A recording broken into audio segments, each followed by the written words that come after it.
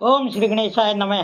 ब्रह्मा जी ने कहा, मुने तुम मुझसे सती और शिव के चरित्र को प्रेम से सुनो। वे दोनों दंपति वहाँ लौकिकी गति का आश्रय ले लगातार रोजाना क्रीड़ा किया करते थे। उसके बाद महादेवी सती को अपने पति शंकर का वियोग प्राप्त हुआ, ऐसा कुछ बुद्धि वाले विद्वानों का कहना है। परंतु मुने वास्तव में उन दोनों का आपस में वियोग कैसे हो सकता है, क्योंकि वे दोनों वाणी और अर्थ के समान एक दूसरे से सदा मिले जुले हैं, शक्ति और शक्तिमान हैं। फिर भी उनमें लीला विषयक रुचि होने के कारण वह सब कुछ घटित हो सकता है। सती और शिव यद्यपि ईश्वर हैं, तो भी लौकिक रीति का अनुसरण करके वे जो लीलाएं करते हैं वे सब संभव हैं। दक्ष कन्या सती ने जब देखा कि मेरे पति ने मुझे त्याग दिया है, तब वे अपने पिता दक्ष के यज्ञ में गई और वहां भगवान शंकर का अनादर देख उन्होंने अपने शरीर को त्याग दिया। वे सती दोबारा हिमालय के घर पार्वती के नाम से प्रकट हुई और बड़ी भारी तपस्या करके उन्होंने विवाह के द्वारा दोबारा भगवान शिव को प्राप्त कर लिया। सुत जी कहते हैं, महर्षियों, ब्रह्मा जी की यह बात सुनकर नारद जी ने विधाता से शिवा और शिव के महान यश के बारे में इस प्रकार पूछा। नारद जी बोले, महाभाग विष्णु शिष्य विधाता, आप मुझे शिवा और शिव के भाव तथा आचार से संबंध रखने वाले उनके चरित्र को विस्तार से सुनाइए। भगवान शंकर ने अपने प्राणों से भी प्यारी धर्मपत्नी सती का किस लिए त्याग किया, यह घटना तो मुझे बड़ी विचित्र जान पड़ती है, अतः इसे आप अवश्य सुनाएं। आपके पुत्र दक्ष के यज्ञ में भगवान शिव का अनादर कैसे हुआ और वहां पिता के यज्ञ में जाकर सती ने अपने शरीर का त्याग किस प्रकार किया, उसके बाद वहां क्या क्या हुआ, भगवान महेश्वर ने क्या किया, ये सब बातें मुझे कहिए। इन्हें सुनने के लिए मेरे मन में बड़ी श्रद्धा है।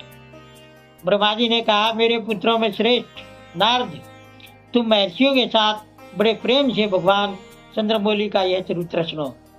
श्री विष्णु आदि देवताओं से सेवित परब्रह्मा महेश्वर को नमस्कार करके मैं उनके महान अद्भुत चरित्र को सुनाता हूँ।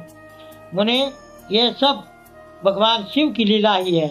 वे प्रभु अनेक प्रकार की लीला करने वाले, स्वतंत्र और निर्विकार हैं।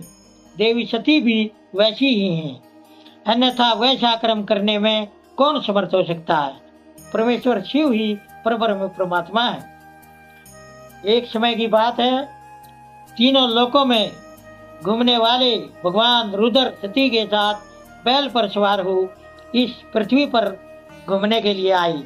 घूमते घूमते वे दंडकारण्य में आई। वहां उन्होंने लक्ष्मण सहित भगवान श्री राम को देखा, जो रावण द्वारा छल पूर्वक हरी गई अपनी प्यारी पत्नी सीता की खोज कर रहे थे। वे हासी थे, ऐसा कहकर जहाँ जहाँ देखते और बारंबार रोते थे। उनके मन में विरह का आवेश छा गया था। सूर्यवंश में पैदा दशरथ नंदन श्री राम आनंद रहित हो लक्ष्मण के साथ वन में घूम रहे थे और उनकी कांति फीकी पड़ गई थी। उस समय भगवान शंकर ने बड़ी खुशी के साथ उन्हें प्रणाम किया और जय जयकार करके वे दूसरी ओर चल दिए। भक्तों के दिन रहने वाले भगवान शंकर ने उस वन में श्री राम के सामने अपने को प्रकट नहीं किया। भगवान शिव की मोह में डालने वाली ऐसी लीला देख सती को बड़ा आश्चर्य हुआ। वे उनकी माया से मोहित हो उनसे इस प्रकार बोली। सती ने कहा, देवदेव सर्वेश परब्रह्म परमेश्वर ब्रह्मा विष्णु आदि सब देवता आपकी ही सदा सेवा करते हैं। आप ही सबके द्वारा प्रणाम करने योग्य हैं। सबको आपका ही हमेशा सेवन और ध्यान करना चाहिए। वेदांत शास्त्र के द्वारा जानने योग्य निर्विकार परम प्रभु आप ही हैं। नाथ, ये दोनों पुरुष कौन हैं? इनकी आकृति विनय व्यथा से दुखी दिखाई देती है। ये दोनों धनुर्धन वीर वन में घूमते हुए कलेश के भागी और दीन हो रहे हैं। इनमें जो ज्येष्ठ है उसकी शरीर की चमक नीलकमल के समान है।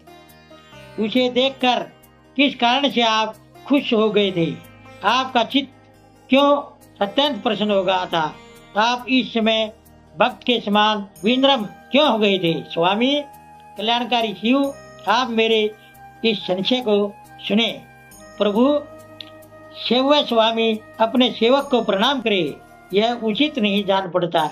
ओम नमः शिवाय। दोस्तों, सभी तरह की धार्मिक वीडियो देखने के लिए बने रहिए हमारे YouTube चैनल धार्मिक वाणी पर। धन्यवाद।